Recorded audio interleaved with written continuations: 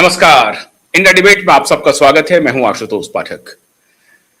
मित्रों, अमेरिका पूरी दुनिया में एक नया खेल खेल रहा है और एक प्रकार से समझिए कि भारत के लिए यह खेल बहुत अच्छा नहीं है।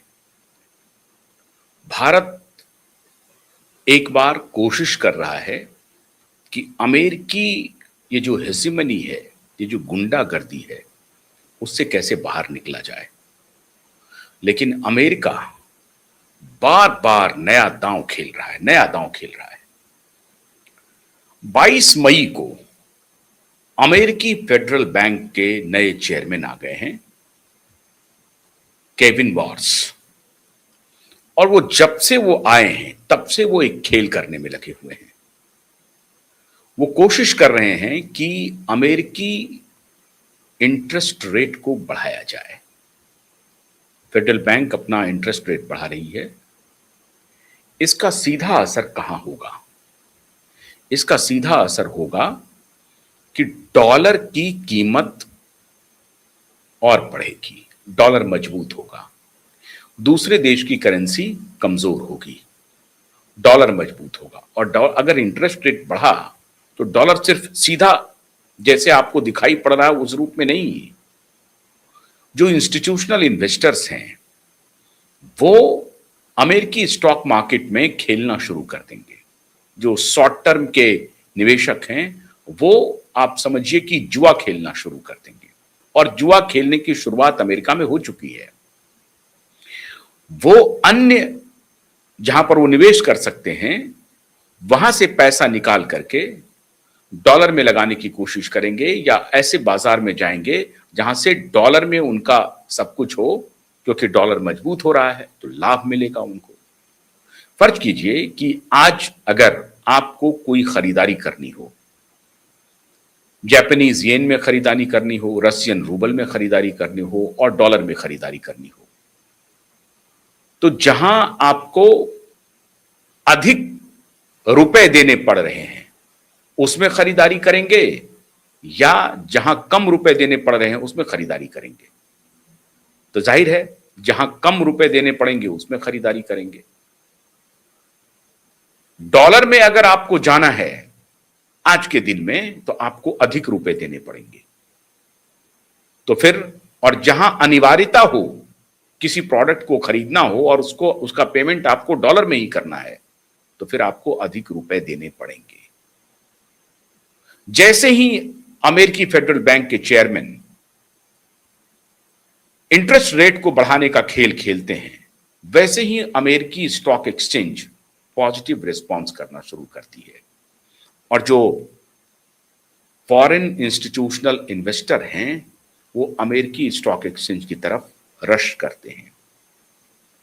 अब ये कुछ ऐसा ही है जैसे लग रहा है कि आज से 200 साल पहले 1848 में एक दूसरा रश हुआ था जब कैलिफोर्निया में सोने की खदान मिली थी और फिर 1851 में ऑस्ट्रेलिया में सोने की खदान मिली थी।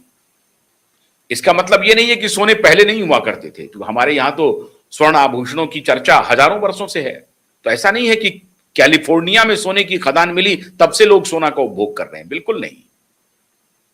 लेकिन अमेरिका में कैलिफोर्निया में सोने की खदान मिली, उससे जो रश हुआ, मतलब इतनी बड़ी मात्रा में वहां पर प्रचुर मात्रा में सोना का भंडार था जिससे इकोनॉमी को एक नया शक्ल दिया जा सकता था और दिया गया।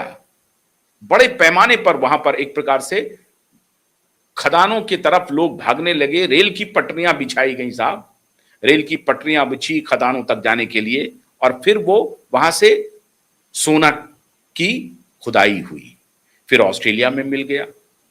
एवं प्रकार से जो मॉडर्न आप जो स्वरूप देख रहे हैं, मॉडर्न नेशन स्टेट का जो स्वरूप है, आप प्राचीन इतिहास में मत जाइए।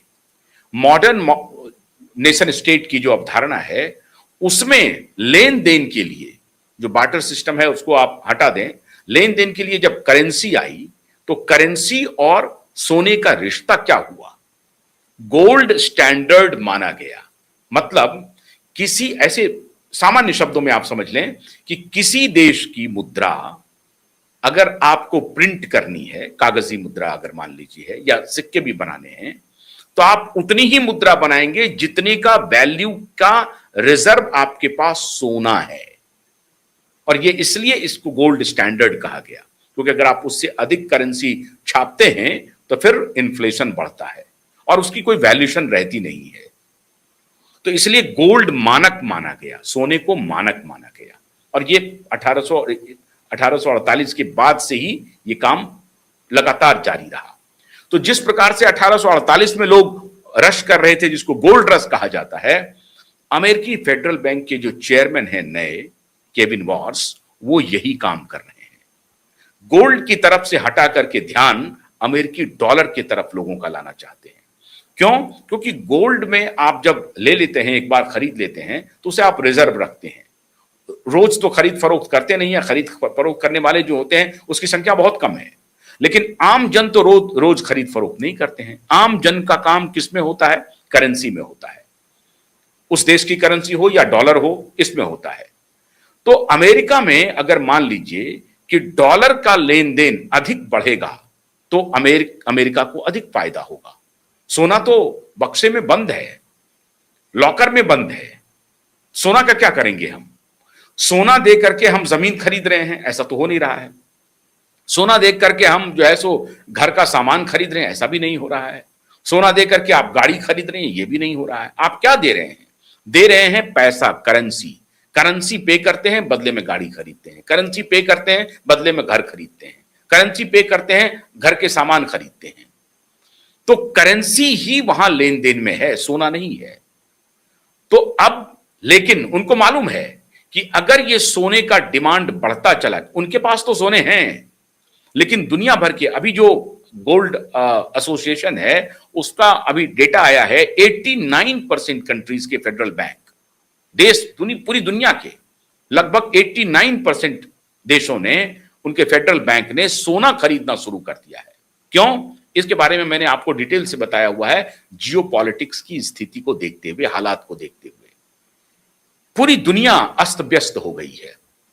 ईरान इजराइल अमेरिका वॉर से, यूक्रेन रसिया वॉर से, वेनेजुएला में जो घटना हुई उसको लेकर के, डोनाल्ड ट्रंप, आप एक प्रकार से कहिए कि डोनाल्ड ट्रंप जब से आए हैं सत्ता में, तब से लगातार वो पूरी दुनिया को एक प्रकार से विचलित किए हुए हैं। हालांकि इसके पहले भी अमेरिकन विचलित किए हुए थे, इसके पहले अफगानिस्तान में कर रहे थे, उसके पहले वो वियतनाम में कर रहे थे, वियतनाम के बाद वो इराक में कर रहे थे। जहां उनको मौका मिलता है वो यही काम करते हैं, क्योंकि युद्ध जो है वो अमेरिका के लिए सबसे बड़ा प्रॉफिट का वेंचर है। तो एक तरफ तो अमेरिका अपने गोल्ड रिजर्वॉयर को बनाए हुए है, उनको किसी से डर नहीं, उनको कोई परेशानी नहीं है। दूसरी तरफ अमेरिका चाहता है कि गोल्ड तो हमारा रिजर्व रहे ही, हमारा डॉलर भी मजबूत होता रहे। और तीसरी तरफ अगर कोई देश इसमें बायां दायां करे तो उसको युद्ध में घसीट लो। मित्रों, अभी खबर आ रही है कि अब अगला निशाना, इस पर मैं अलग से एक विस्तार से वीडियो बनाने वाला हूं, अगला निशाना भारत होने वाला है, लेकिन तरीका उसका बदल जाएगा। वो पड़ोसी देशों के साथ कुछ खेल कर रहे हैं, लेकिन भारत सरकार ने भी, भारत के फेडरल बैंक ने भी, रिजर्व बैंक ने सोना खरीदा है। खरीदा भी क्या है, बल्कि जो विदेश में हमारा सोना रखा हुआ था, इसके बारे में भी मैंने बताया कि उसको वापस अपने देश मंगा लिया है और सोने की खरीदारी भी कर रहा है। एक तरफ ये बात है, दूसरी तरफ प्रधानमंत्री बार बार कह रहे हैं कि अगले 1 साल तक सोने की खरीदारी मत कीजिए। क्यों कह रहे हैं वो? क्योंकि सोना हमें बाहर से खरीदना पड़ता है और उसके बदले में हमको डॉलर देना पड़ता है। तो सोना आता तो है, लेकिन उस सोने को रख करके हम कुछ नहीं कर पाएंगे। हमें अपने रुपए को मजबूत करना है, और रुपए मजबूत तब तक नहीं होगा अगर हम डॉलर में सारा कारोबार करते रहेंगे। मतलब अगर हम सोना भी खरीदना है, तेल भी खरीदना है, तो जरूरी कौन सा है? तेल। तो हमें तेल के बिना हम जिंदा नहीं रह पाएंगे। तो तेल पर जो हमारा जो पैसा है, क्योंकि हमको डॉलर में ही पे करना है, तो उसको हम पे करेंगे। तो तेल पर तो हम खर्च कर सकते हैं, लेकिन आभूषण पर खर्च करके हमारा क्या होगा? अभी तत्काल बंद कर दीजिए। हमारे पास जितना सोना की आवश्यकता है उतना सोना हमारे पास है, और जो नागरिकों के पास सोना है उसका सरकार क्या करेगी? अब कहेगी अगर कभी युद्ध होगा तो नागरिकों से अपील करेगी कि भाई आप अपना सोना हमें दे दीजिए। सोना लेकर के करेंगे क्या? तो सवाल है कि सोने को लेकर के इसीलिए प्रधानमंत्री ने कहा कि अभी 1 साल तक सोना मत खरीदिए, रुक जाइए। अमेरिका लेकिन खेल खेल रहा है। अमेरिका हर तरह से दुनिया भर की सरकारों को डगमगा रहा है। कोई उससे अछूता नहीं है, यूरोप भी उससे अछूता नहीं है, और भारत तो अछूता है ही नहीं। दो इकोनॉमी ऐसी है जो क्लोज्ड इकोनॉमी है, और वो है रसिया और चाइना। वो अपनी ताकत को पहचान करके वर्षों से इस पर काम करना शुरू किया कि हमारी ताकत है, हम अपनी ताकत को और बढ़ा सकते हैं, 2 गुना 3 गुना कर सकते हैं। और हर क्षेत्र में इन दोनों देशों ने अपनी इकोनॉमी को क्लोज करके, क्लोज इन द सेंस कि बाहरी कंपनियों को लूटने के लिए नहीं आने दिया। अभी आप देखिए, एप्पल हो या माइक्रोसॉफ्ट हो, उनका मैन्युफैक्चरिंग या जो हार्डवेयर का जो काम है वो चाइना में होता है, लेकिन उनके सर्विस को लेने के लिए चाइनीज तैयार नहीं है। एप्पल की सर्विस लेने के लिए तैयार नहीं है। वहां उनकी अपनी मोबाइल कंपनी है जो काम करती है। वहां मैन्युफैक्चर होता है और पूरे एशियन कॉन्टिनेंट में बिकता है। यूरोप भी सप्लाई होता है, इंग्लैंड भी सप्लाई होता है, ऑस्ट्रेलिया सप्लाई होता है। तो एक मैन्युफैक्चरिंग हब के बाद, वियतनाम के बाद उन्होंने चाइना को बनाया, और चाइना अपना ट्रेड डील इस प्रकार से किया कि आप हमारे यहां बनाइए, हमारा सस्ता लेबर यूज कीजिए।